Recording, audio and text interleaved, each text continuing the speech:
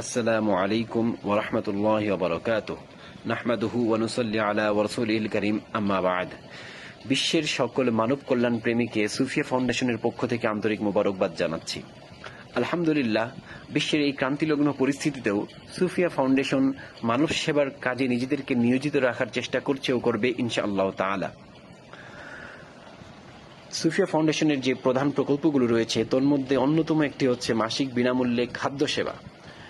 আর চলতি মাসের এই খাদ্য সেবা তথা জুলাই 2026-এর 13 তারিখ সোমবার চলতি মাসের খাদ্য সেবার আয়োজনটি করা হয়।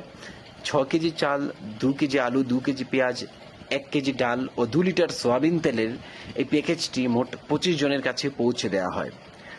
যেহেতু বিতরণ কেন্দ্রের আশেপাশে সবসময় প্রচণ্ড ভিড় ও সেবাগ্রহীতাগণ অপেক্ষা করে থাকেন এবং এর আগেও যখন 60 জন, 70 জন কিংবা কখনো 100 জনের মতো সেবাগ্রহীতার জন্য প্যাকেজ বরাদ্দ ছিল, তখন আমরা যারা আসতে পারবেন তাদেরকে বিতরণ কেন্দ্র স্থলে এসেই তাদেরকে সেবা গ্রহণ করার জন্য অনুরোধ করা হয়েছিল। এবার যেহেতু মাত্র 25 জন, তাই আর সেই প্রচণ্ড ভিড় এবং সকলকে না দিতে পারার যে আশা হতো, বেদনা, তা আর সেদিকে অগ্রসর না হয়ে যারা উপযুক্ত তাদেরকে পৌঁছে দেওয়ার চেষ্টা করা হয়েছে প্রতিনিধির মাধ্যমে।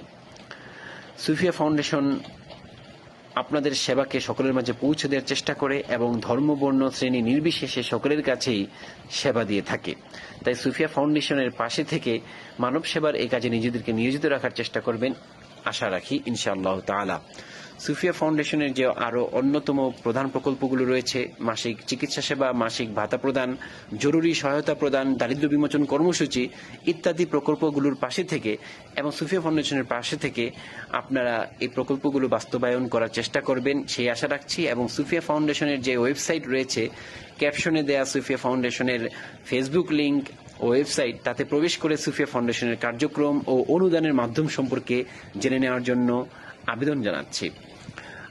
বিশ্বের সকল নির্যাতিত মুসলিমের জন্য দোয়া কামনা করছি, সকলকে যেন আল্লাহ তাআলা মুক্তিদান করেন ও স্বাধীন করেন এবং আমাদের সকল মুরব্বীদেরকে আল্লাহ তাআলা যেন সুস্থ রাখেন, যারা চলে গিয়েছেন তাদেরকে আল্লাহ তাআলা যেন জান্নাত দান করেন এবং সুফিয়া ফাউন্ডেশনের যে সভাপতি রয়েছেন, তার সম্মানিত পিতামাতা উভয়ই অসুস্থ হয়েছেন, তাদের জন্য দোয়া কামনা করছে আল্লাহ তাআলা যেন তাদেরকে সুস্থ করে দেন এবং সুফিয়া ফাউন্ডেশনের পাশে থাকবেন। আসসালামু আলাইকুম ওয়া রাহমাতুল্লাহি ওয়া বারাকাতুহু।